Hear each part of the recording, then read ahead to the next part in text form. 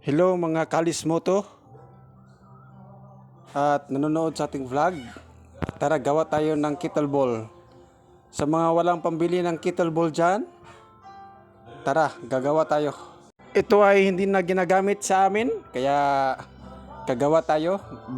Isang bula, old ball, isang old pipe, at saka sand and cement. At kung wala kayong cement, pwede naman kayong bumili sa hardware. May per kilo doon. At tara guys. Maghahalo na tayo ng cement and sand.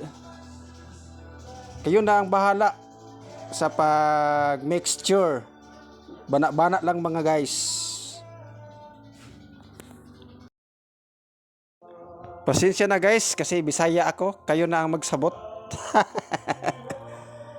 Just understand the situation.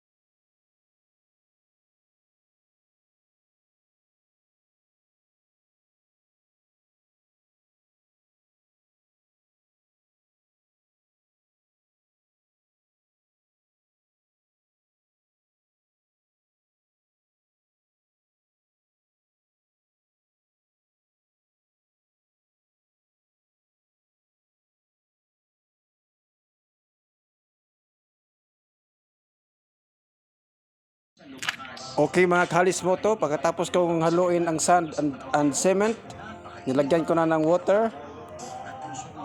At kayo na rin ang magbahala kung sa paglagay ng tubig, wag masyadong damihan, konti-konti lang.